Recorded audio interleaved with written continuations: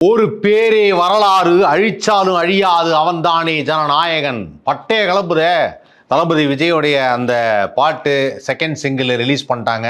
ரொம்ப நாள் இதுக்காக மக்கள் ரசிகர்கள்லாம் வெயிட் பண்ணிட்டு இருந்தாங்க. அப்படி வெயிட் பண்ணிட்டு இருக்க அந்த நேரத்தில் இந்த பாட்டு ஒரு கூஸ் பம்ப்ஸ் மொமெண்ட் அப்படின்னு தான் சொல்லணும். ஏன்னா தளபதி விஜயோடைய எத்தனையோ படங்கள் நான் பார்த்துருக்கேன். ஆனால் இந்த பாட்டு அப்படி ஒரு மியூசிக்கும் சரி, அதே சமயத்தில் லிரிக்ஸும் சரி. பட்டைய கிளப்பு லிரிக்ஸ் விவேக் எழுதியிருக்காரு அந்த படத்துக்கு. அண்ட் ஐ மீன் இந்த பாட்டுக்கு. அண்ட் இந்த பாட்டுக்கு கோரியோகிராஃப் சுதன் பண்ணியிருக்காரு. இந்த பாட்டு ஒரு புரட்சிகரமான பாட்டாக இருக்குது. அதான் நான் சொன்னல, பல அரசியல் வசனங்கள் கலந்துருக்கும். அதுக்கப்புறம் அந்த மாதிரி பாட்டு இருக்கும், பயங்கர எனர்ஜியாக இருக்கும். அடுத்து ஏன்னா இப்போ கட்சி ஆரம்பிச்சிருக்காரு, எலெக்ஷனில் நிற்கிறாரு, அதுக்கு தகுந்த மாதிரி ஒரு பாடலாக இருக்கும். இப்போ கட்சிக்குன்னு தனியாக பாடல் நம்ம தயாரிக்க தேவையில்லை, இந்த படத்துலேயே ஃபுல்ஃபில் பண்ணிடலாம். இந்த படத்தில் அதுக்கான சீனு, அதுக்கான டயலாகு எல்லாமே இருக்கும். ஸோ இப்போது பயங்கர எக்ஸ்பெக்டேஷன் கூட்டிகிட்டே இருக்கு. இதில் என்ன, நம்ம மக்கள் நினைக்காம ஒரு மாற்றம் பிறக்காது, தரவன் தான் தரமானவன், நல்ல லிரிக்ஸு. அதுக்கப்புறம் உன் பேரை கேட்டால் உடல் உறைஞ்சு போகுமே, விழி திரையில் பார்த்தா மனம் கரைஞ்சு போகும். எப்படி சூப்பராக இருக்குது. அதாவது என்னன்னா, இதுதான் சொன்னல அந்த எமோஷனல் மொமெண்ட். ஒரு ஸ்டாரை எவ்வளவு அழகாக நம்ம கொண்டாடுறோம் அப்படின்னா, அவர் தொடர்ந்து இந்த மாதிரி நிறைய வெற்றி படங்கள் கொடுக்கும்போது அதுக்கான ரசிகர்கள் பயங்கரமாக கொண்டாடுவாங்க.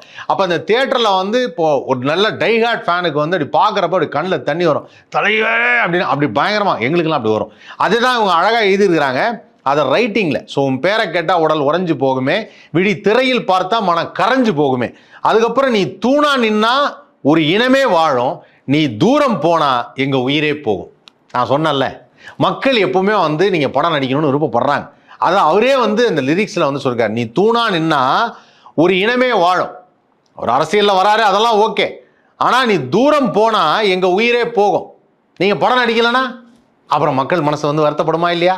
அதனால் தொடர்ந்து படம் நடிக்கணுங்கிறத மக்கள் சொன்ன மாதிரி விஜய் பாட்டில், விவேக்கோட லிரிக்ஸில் அப்படி சொல்லியிருக்காங்கன்னு நினைக்கிறேன். அதே சமயத்தில் உனக்கே ஒரு யுத்தம் இனியே, உயிரே உடல் ரத்த துளியே, வருவேன் ஒரு பக்க துணையே, உயிரின் உயிரே. இதெல்லாம் பயங்கர, அதாவது ஒவ்வொரு லைனும் அப்படியே தெரிக்குதுன்னு வச்சுக்கோங்களேன், அப்படி இருக்கு. ஸோ அது ஒரு தெரி அப்படின்னு சொல்லுவாங்களே, தெரிதான். ஸோ அதுக்கப்புறம் அழியாது இந்த வாளின் கதையே, முடியாது இந்த ரத்த கரையே.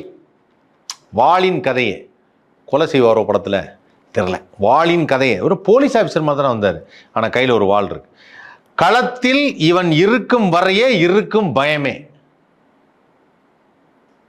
களத்தில் இவன் இருக்கும் வரையே இருக்கும் பயமே. இது எப்படி எடுத்துக்கிறது? களத்தில் இவர் இருக்கும் வரை இருக்கும் பயமே. ஹே தளபதி, நல்லா இருக்கு. இதில் என்னன்னா, அந்த களத்தில் இவன் இருக்கும் வரையே இருக்கும் பயமே அப்படிங்கிறது நல்ல லைன் தான், ஓகே தான். ஆனால் அது மாதிரி இப்போ ஒரிஜினலாக இருக்கா அப்படிங்கிறது எனக்கு தெரியல. இப்போ மற்றவங்கலாம் அது மாதிரி தான் எல்லாருமே யோசிக்கிறாங்களா அப்படிங்கிறது தெரியல. அதான் நான் ரியல் டைமோட கம்பேர் பண்ணுறேன். ஒரு பாட்டுடைய லிரிக்ஸை ரியல் டைமோட கம்பேர் பண்ணுறேன். ஓகே, இவன் வெறி உறங்காதே, இவன் கொடி இறங்காதே, இவன் முடிவு அடங்காதே, புயல் தலை கோதாதே, புயல் தலை கோதாதே. சமீபத்தில் ஒரு வீடியோ பார்த்தாங்க, ஏர்போர்ட்லேருந்து வெளியில் வரும்போது விஜய் அப்படின்னு இப்படி குனிஞ்சார். எனக்கு எல்லாருக்கும் ஒரே டவுட்டு, எதுக்காக அப்படி குனிஞ்சாரு, ஒரு வித்தியாசமாக இப்படி குனிஞ்சாரு அப்படின்னு சொல்லி அது பயங்கர வைரலாக போயிட்டுருக்கு. அப்புறம் தான் தெரிஞ்சாது என்ன அப்படின்னா, நார்மலாக நானே அதை பண்ணுவேன்னு வச்சேன், தலைலாம் சீவிட்டு போவேன். அந்த இடத்துல இந்த ஏசி டக்ட் இருக்கும், வேகமாக காத்தடிக்கும், அப்படி முடி கலைஞ்சதுன்னா ஒரு மாதிரி இருக்கும். அதனால் அப்படி ஸோ முடி கலைஞ்சிடக்கூடாதுங்கிறதுக்காக விஜய் ஃபைன் இல்லை, அதுக்கு தான், வேற எதுக்கும் இல்லை. அதான் அதனால் அது எல்லாருமே இந்த வீடியோவில் பார்த்துருவேன். என்னடா நேரம் நடந்து வந்தார் அப்படின்னு குனிஞ்சாரு அப்படின்னு பார்த்தா, அந்த இடத்துல அது மேலே அப்படி கலைஞ்சிடக்கூடாது, அப்படி அதுவாக இருக்கணும், ஸ்டிஃபாக இருக்கணும், அது நிற்கணும். அதான் அது ஒரு நிற்கும். ஓகே, அதுக்கப்புறம் முக்காலத்தில் எவரும் ஒரு இணை கிடையாதே. அதாவது முக்காலம் அப்படிங்கிறது இறந்த காலம், நிகழ்காலம், எதிர்காலம். ஸோ எதுலேயுமே ஒரு இணை கிடையாது, இவருக்கு யாரும் இணையே இல்லை. இவன் புகழ் அழியாதே, சிங்கம் இறை ஆகாதே. சிங்கம் இறை ஆகாதே, ஆகும், வயசாயிடுச்சுன்னா ஆகும், அப்படிலாம் எழுத முடியாது. சிங்கம் இறையாகாதே. கோடி மலைகள் நீயும் எங்கு போனா போதும், எங்கும் போனா போதும், போகும் வழியே எங்க வழியே ஒரு மழையா தெரிக்கும்.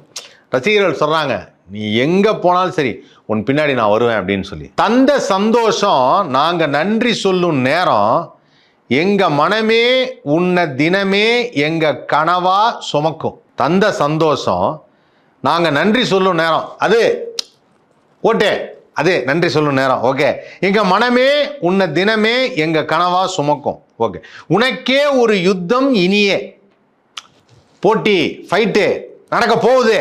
அதான் உனக்கே மக்கள் இப்ப சொல்றாங்க, இதெல்லாம் மக்கள் சொல்றது. உயிரே உடல் ரத்த துளியே வருவேன் ஒரு பக்க துணையே உயிரின் உயிரே. இது பழைய அந்த லைனே. அழியாது இந்த வாளின் கதையே, முடியாது இந்த இரத்த கரையே, காலத்தில் ஒரு பேரே வரலாறு, அழிச்சாலும் அழியாது அவன்தானே ஜனநாயகன்.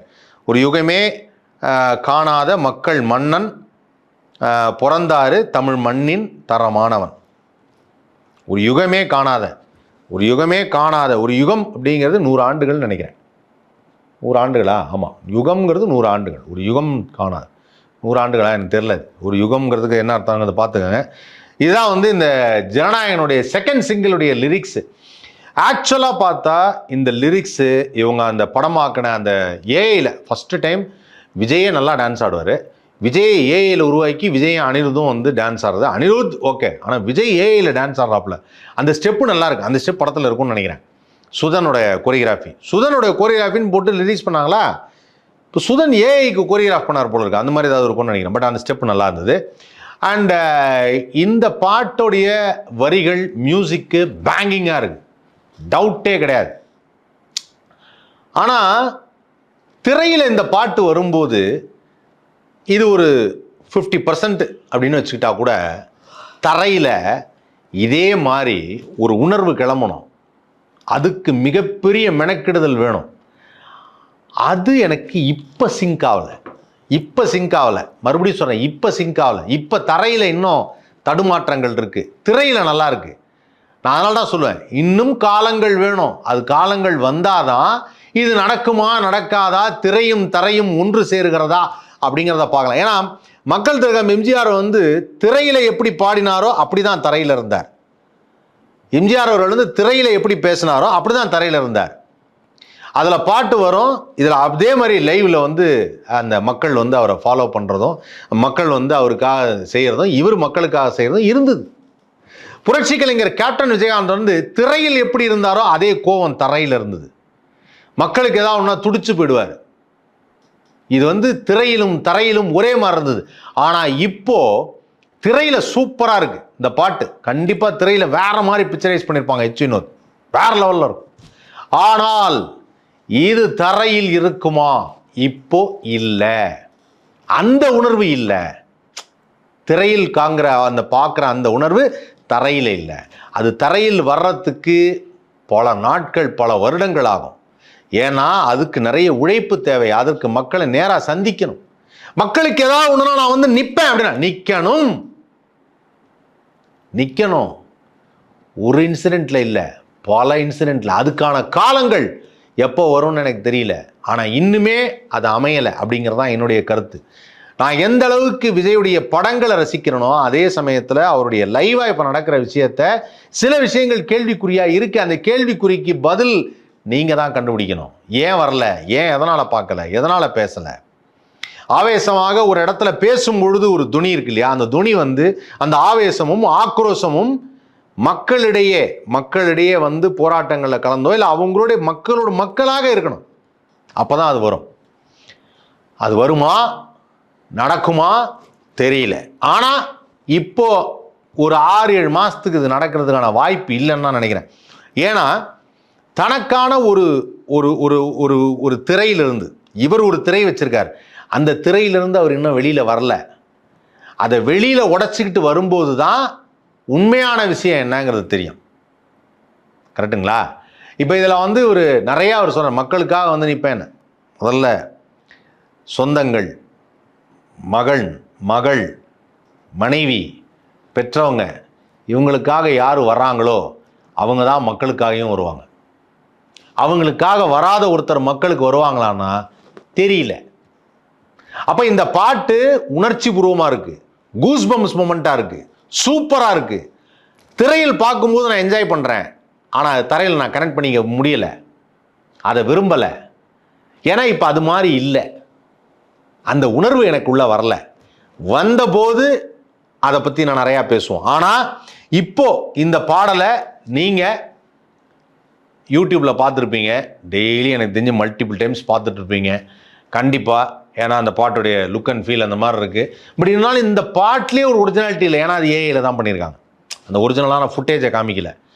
இப்போ அதே பிளாஸ்ட்டில் வந்து ஒரிஜினல் ஃபுட்டேஜை காமிச்சாங்க. ஏன்னா அது வியாபாரம்.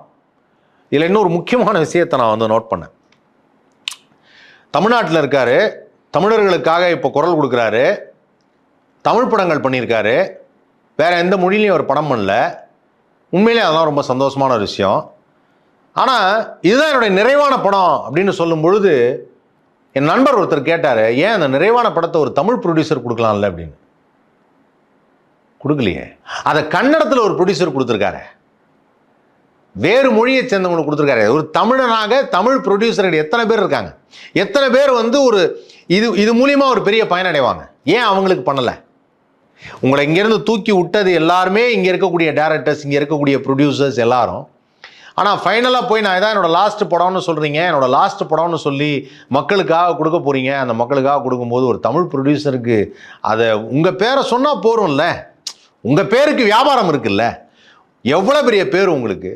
நீங்கள் ஒரு தமிழ் ப்ரொடியூசர் கொடுக்கல. அப்படி தமிழ் ப்ரொடியூசருக்கு செய்யாத நீங்கள் பெற்றவர்களுக்கும் மனைவிக்கும் மக்களுக்கும் என்ன செய்வீங்க அப்படிங்கிற கேள்விக்குறி இருக்கிற நீங்கள் தமிழக மக்களுக்கு செய்வீங்கன்னு இப்போ எப்படி நம்புறது?